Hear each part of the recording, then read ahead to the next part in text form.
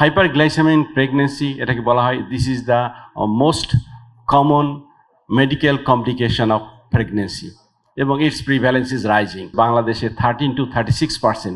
তো এইখানে আমার মনে হয় আমাদের আরও কিছু করার দরকার আছে। তো এইখানে আমি কয়েকটা কথা বলতে চাই।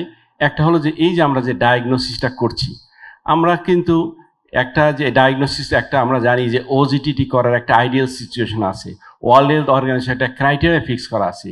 এটা কখন করতে হবে? আমরা বলি যে 8 থেকে 14 ঘন্টা ফাস্টিং থাকতে হবে, 75 গ্রাম গ্লুকোজ খাবে, কতটুকু পানির সাথে খাবে এটা কিন্তু উল্লেখ করা আছে। 250 to 350 ml পানি কতক্ষণ খাবে? একটা পেশেন্ট কি আধা ঘন্টা করে আস্তে আস্তে খাবে? বলা আছে উইদিন 5 মিনিটস। তো এই জিনিসগুলো কিন্তু আমাদের খেয়াল করতে হবে এবং একটা আইডিয়াল ল্যাব থেকে এই টেস্টটা করা দরকার। সেই ল্যাবটা ভালো কিনা, তাহলে এতগুলো ফ্যাক্টরের উপর নির্ভর করে। না হলে একটা পেশেন্টের 5.1 বা 5.5 হলেই কিন্তু ডায়াগনোসিসটা চেঞ্জ হয়ে যাচ্ছে। তো এইটা কিন্তু আমাদের খুবই দরকার যে একটা ভালো ল্যাব থেকে একটা ওজিটির যে প্রিপারেশন সেটা নিয়ে সেই টেস্টটা করে কিনা সেই দিকে আমাদের খেয়াল রাখা দরকার। নাম্বার 2 হলো আমরা জানি যে আমাদের যে diabetes, there are different types of diabetes. একটা টাইপস হচ্ছে আমরা বলছি যে maturity onset diabetes of the young, Modi.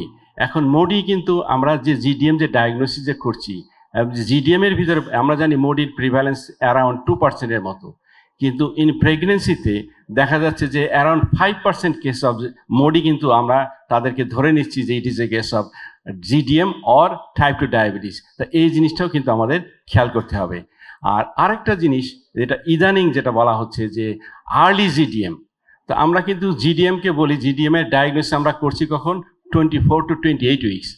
বলা হচ্ছে যে ইদানিং দেখা যাচ্ছে যে ইভেন 20 উইকস থেকে কিছু কিছু ক্ষেত্রে দেখা যাচ্ছে যে বাচ্চাদের কিছু দেখা যাচ্ছে তাদের সাইজটা কিছুটা বড় হচ্ছে, তাদের কিছু শরীরে কিছু চেঞ্জ আসছে, probably that is due to GDM. এবং এইটা দেখা যাচ্ছে বিশেষ করে যারা ওবেস অথবা যাদের ইনসুলিন রেজিস্ট্যান্স আছে এবং এই সকল যে আর্লি প্রেগনেন্সি তাদের কিন্তু কমপ্লিকেশনগুলো ডিউরিং পেরিনেটাল কমপ্লিকেশনগুলো বেশি হয়। তাহলে এই ধরনের যে আর্লি জিডিএম যে তাদেরকে আমরা কীভাবে ডায়াগনোসিস করব এই ব্যাপারে কিন্তু কোনো ক্রাইটেরিয়া নাই। এই ব্যাপারে কিন্তু আমাদের চিন্তা করার দরকার। আমরা কি শুধু আল্ট্রাসোনোগ্রাম দিয়ে এটা ডায়াগনোসিস করবো, না অন্য কোনো ক্রাইটেরিয়া আমরা এটা ফিক্স করতে পারি?